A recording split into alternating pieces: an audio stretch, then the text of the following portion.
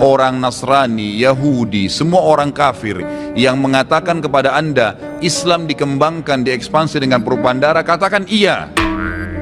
Memang iya.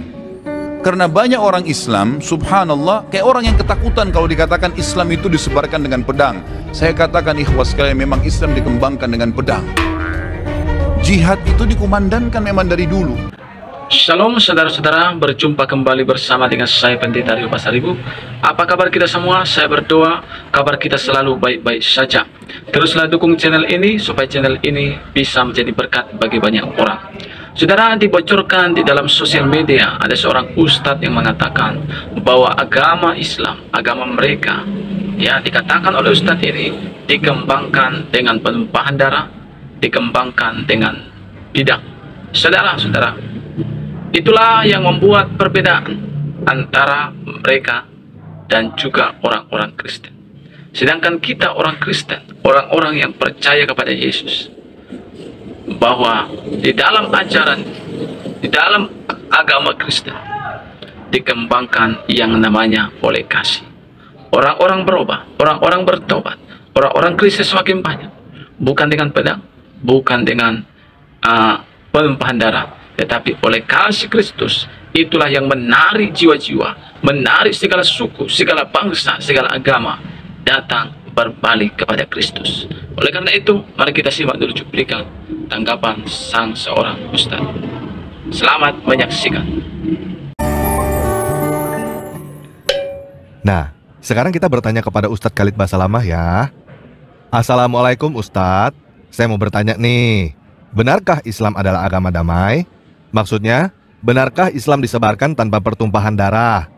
Kalau seandainya ada orang Nasrani, Yahudi, semua orang kafir yang mengatakan kepada Anda Islam dikembangkan, diekspansi dengan propaganda, katakan iya. Memang iya. Karena banyak orang Islam, subhanallah, kayak orang yang ketakutan kalau dikatakan Islam itu disebarkan dengan pedang. Saya katakan ikhwas sekalian, memang Islam dikembangkan dengan pedang. Jihad itu dikumandangkan memang dari dulu. Ada pengembangan Islam dengan dakwah, ada pengembangan Islam dengan pedang. Nabi SAW menyerang Mekah itu dengan kekuatan memang, sampai menaklukkan Mekah, akhirnya tersebar Islam di Mekah. Dan kalau tidak ada jihad pada saat itu, Mekah akan tetap jadi kota kafir. Jangan dilupakan sejarah itu. Hah? Gak salah Ustadz. Kok saya sering mendengar bahwa Islam tidak menyebarkan agama dengan perang? Katanya Islam hanya berperang kalau diserang. Awalnya dari jihad. Banyak orang subhanallah menganggap takut kalau mengatakan Islam disebarkan dengan pertumpahan darah. Memang benar. Pada saat maju menawarkan peperangan, kita tawarkan Islam dulu. Tidak bisa Islam, tidak bisa orang jihad kalau tidak tawarkan nih, kecuali kalau kita diserang tiba-tiba. Kalau untuk ekspansi, syarat mutlak disepakati oleh jumhur ulama, harus tawarkan Islam dulu. Kalau mereka nolak baru jizyah, upeti. Kalau mereka nolak baru perang. Dan ini tanpa nunggu kita diserang. Memang ini ekspansi. Memang ekspansi Islam, disebarin Islam itu, gitu kan? Kalau mereka nolak terjadi peperangan, ini memang peperangan. Kasus saya katakan Mekah misalnya. Kemudian waktu Nabi SAW menyerang Tabuk, gitu kan? Perang Hunain. Waktu Nabi SAW melanjutkan menyerang wilayah-wilayah yang mendekati kota Taif, gitu kan? Dan banyak peperangan yang lain. Nabi SAW ekspansi Islam. Tapi kita fair, datang menawarkan Islam, nolak, baru kemudian ya kita bayar jizyah. Kalau nolak baru perang. Oh begitu. Ya. Berarti Islam bukan hanya berperang kalau diserang. Islam menyerang atau ekspansi untuk menyebarkan agama. Untuk ekspansi, pertama menawarkan Islam, kalau menolak disuruh bayar jizyah, kalau menolak baru perang. Betul ya? Yakin gak nih Ustadz bahwa ini adalah apa yang diajarkan dalam agama Islam? Kita harus tahu memang ini ibadah dalam agama. Hah? Ini adalah ibadah? Ini ibadah dalam agama. Jangan karena kita dikatakan teroris lalu kemudian kita tidak berani jihad. Enggak, ada jihad itu. Tapi pada tempatnya dan waktunya, gitu kan? Pada tempatnya dan waktunya. Pertama Allah SWT mengatakan, kalian harus punya persiapan, keterampilan untuk berperang. Dan itu untuk menakut-nakuti musuh-musuhnya Allah. Memang dianjurkan. Nabi SAW menyuruh kita punya persiapan. Nabi SAW tiap hari melatih sahabatnya berkuda, melempar tombak, memanah, berenang. Bahkan beliau mengatakan, ajarkan anak kalian menunggangi kuda sementara kuda itu berlari dan suruh dia loncat di atasnya. Para sahabat tiap hari melatih diri mereka dengan keterampilan. Bukan untuk terorisme, bukan untuk merebut haknya orang lain, tapi untuk membela agama Allah Subhanahu wa Ta'ala. Karena itu asasnya jihad. Kata Nabi SAW, siapa yang berperang ya untuk meninggikan kalimat la ilaha illallah, dia akan masuk surga. Memang itu targetnya. Bukan untuk terorisme? Bukan untuk terorisme, tetapi untuk menakut-nakuti orang? Untuk menakut-nakuti musuh-musuhnya Allah. Memang dianjurkan. Bukan untuk terorisme, tetapi untuk menakut-nakuti orang. Yang disebut dengan terorisme ya menakut-nakuti orang itu, Ustadz, menebarkan teror. Jadi, apakah umat Islam boleh membunuh, Ustadz? Pertanyaannya, bolehkah saya membunuh orang yang menghina Nabi SAW? Kalau kita kembali ke dalil, boleh. Kalau kembali ke dalil, boleh. Nabi SAW pernah menyuruh para sahabat membunuh Ka'ab bin Ashraf. Baca dalam riwayat Bukhari. Kenapa? Ka'ab bin Ashraf ini selalu menghina Nabi SAW. Selalu menghina Nabi. Apa kata Nabi SAW? Siapa yang mau bunuh orang ini buat saya? Ponakannya Ka'ab mengatakan saya. Lalu pergilah mereka lalu menyelesaikan. 3-4 orang pergi membunuh Ka'ab bin Ashraf. Maaf ya Ustadz, saya kurang yakin. Saya coba tanya lagi kepada Ustadz yang lain ya. Ustadz Insan Mokoginta. Assalamualaikum Ustadz Insan Mokoginta. Saya mau nanya nih, apakah benar umat Islam boleh membunuh? Surat Muhammad ayat 4. Beliau menunjukkan surat Muhammad 4. Tolong dibaca Pak Ustadz dengan Pak Pendeta hati-hati. Itu ada di kurung. Ya, apabila kamu bertemu dengan orang kafir di medan perang, itu dibuang. Maka pancunglah batang leher mereka. Jadi boleh kita membunuh. Tetapi terhadap orang kafir yang itu pun di medan perang. Oh begitu ya. Jadi klaim bahwa Islam adalah agama damai yang tidak ditebarkan dengan perang itu adalah dusta dong Ustadz. Tapi berdusta itu kan nggak boleh Ustadz. Dibolehkan dusta dalam Islam. Dalam peperangan, kalau musuh tangkap, antum ditawan lalu ditanya, berapa jumlah pasukan Islam? 1 juta. Padahal sebenarnya cuma 1000. Kemudian yang kedua adalah memperbaiki 2 orang yang sedang bertengkar. Si A, si B lagi bertengkar, lalu kita datang kepada si A. Sebenarnya si B itu merasa bersalah. Cuma dia lebih tua, dia nggak mau mulai minta maaf. Padahal si B nggak bilang itu. Ini dibolehkan islah dzatu bayin namanya, memperbaiki 2 orang. Ustadz ngaco nih. Yang boleh berdusta itu kan si A. Si A itu kan bukan Islam. Kalau Islam mana boleh berdusta. Saya coba tanya kepada Habib Ahmad Zain ya. Assalamualaikum Habib. Saya mau bertanya nih. Apakah benar umat Islam boleh berdusta? Di Islam ada taqiyah. Ammar bin Yasir ketika itu dia kepada juraganya, bosnya. Nah, dia berbuat begitu karena dia kalau tidak dia akan dibunuh. Tapi di dalam kita itu taqiyah kepada penguasa yang kafir, yang membahayakan apabila kita tidak mengikuti dia punya omongan, membahayakan diri kita. Itu bisa digunakan. Syiah sebenarnya sama, karena Syiah itu menganggap kita kafir.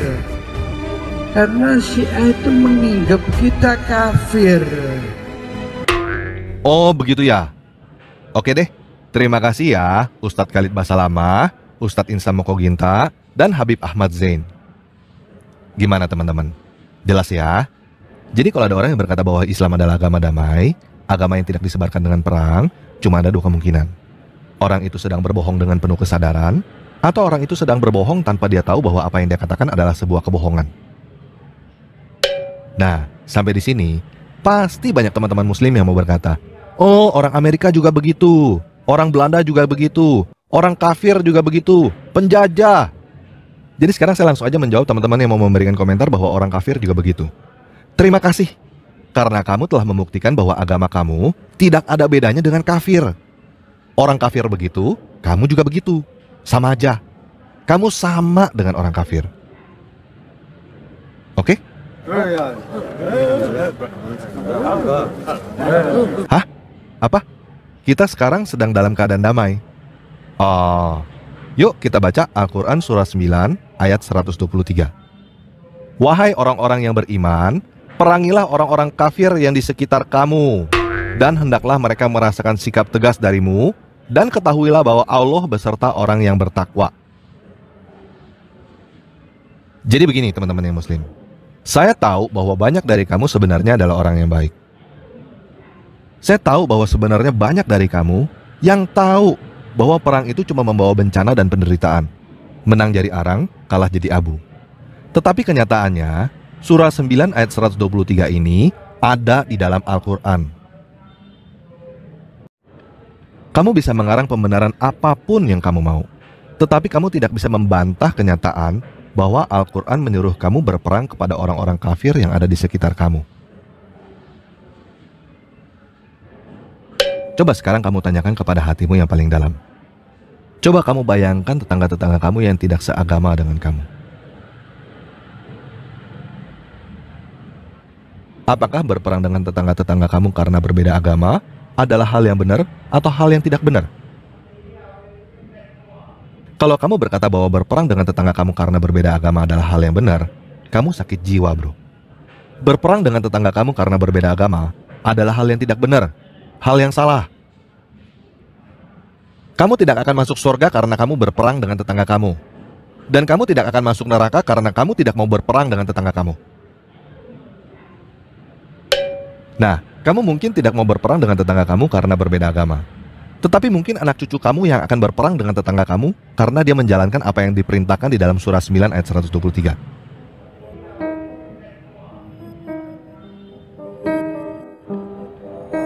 Pertanyaan saya, apakah kamu mau melihat anak cucu atau keluarga kamu membunuh tetangga kamu karena mereka berbeda agama? Ini bukan kehendak kami, ini di luar jangkauan kami. Sebagai mamanya, saya yang salah, mungkin saya kurang mengawasi anak. Nggak mau kan?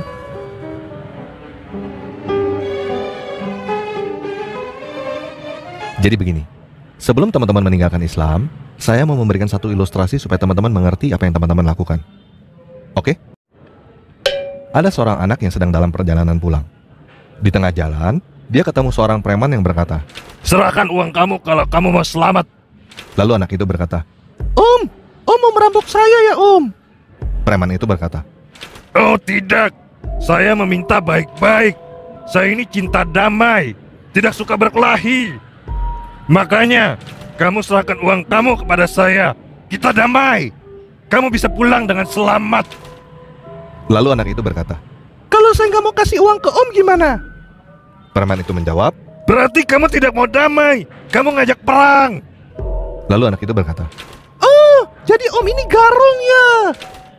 Kemudian preman itu berkata, "Dasar anak kurang ajar, berani menghina saya."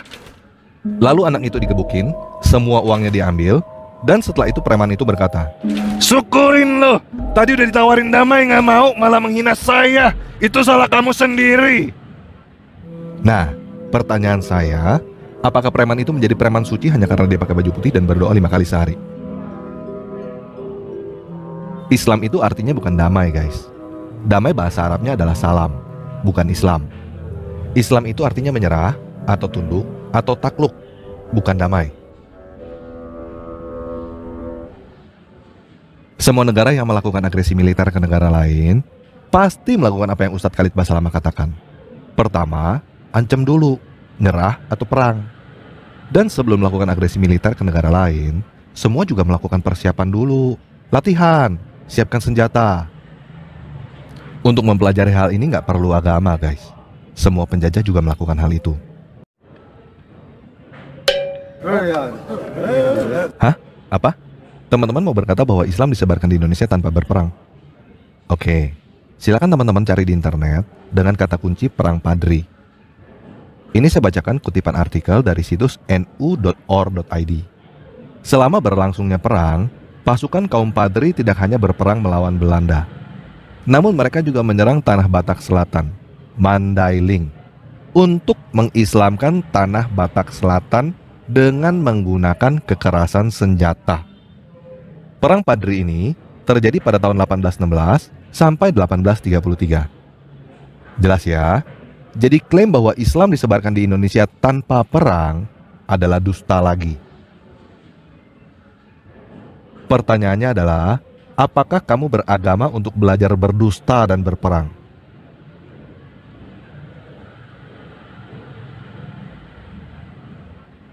Kamu tidak bisa masuk surga dengan berdusta dan membunuh orang lain, guys. Dan kamu tidak akan masuk neraka karena kamu tidak mau berdusta. Kamu tidak akan masuk neraka karena kamu tidak mau membunuh orang lain. Begini guys, pada dasarnya kamu adalah orang yang baik. Untuk apa agama yang membuat kamu berdusta dan berperang dengan tetangga kamu? Lebih baik tidak beragama daripada beragama yang bisa membuat kamu berdusta dan membunuh orang lain. Nggak perlu agama untuk berdusta dan membunuh orang lain, bro. Orang yang tidak beragama juga bisa berdusta dan membunuh orang lain juga kok. Betul? Tidak ada kebenaran dalam dusta, guys.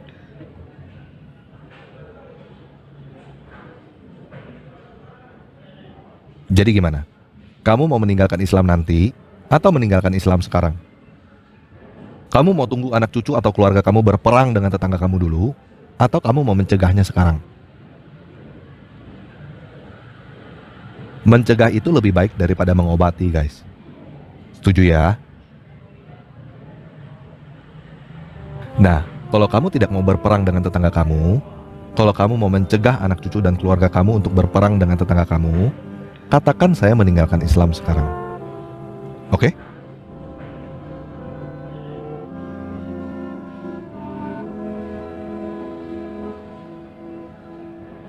Oke, katakan saya meninggalkan Islam sekarang.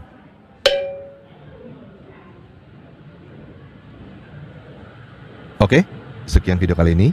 Tuhan memberikan damai sejahtera. Puji Tuhan, saudara-saudara, kita sudah menyimak video cuplikan tadi. Kiranya kita sebagai orang-orang yang ada di seluruh Indonesia, bahkan di seluruh dunia, hendaklah kita bijak untuk memilih ya kepercayaan kita masing-masing.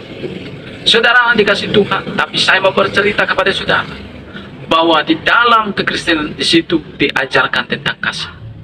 Alkitab katakan kalau musuhmu ya berbuat jahat kepadamu sekaligus, engkau pun harus mengampuni mereka. Ampunilah mereka, karena jikalau engkau hanya mengasihi orang-orang mengasihi engkau, apakah upamu? Orang-orang jahat pun berbuat demikian, orang-orang berdosa pun berbuat demikian. Tuhan mengajar kita bahwa kita harus melebihi orang-orang dunia. Kalau kita tahu orang-orang dunia, orang-orang jahat, orang-orang tidak benar, ya mereka berbuat baik kepada orang, supaya orang juga berbuat baik kepada mereka. Tapi Tuhan Yesus justru lebih dari situ diajarkan. Orang yang jahat kepada kita pun perlu kita kasih. Orang yang memusuhi kita pun perlu kita doakan dan kita ampuni mereka. Inilah pengajaran kasih Kristus yang tidak ditemukan oleh manusia di dalam siapapun juga selain di dalam Yesus Kristus.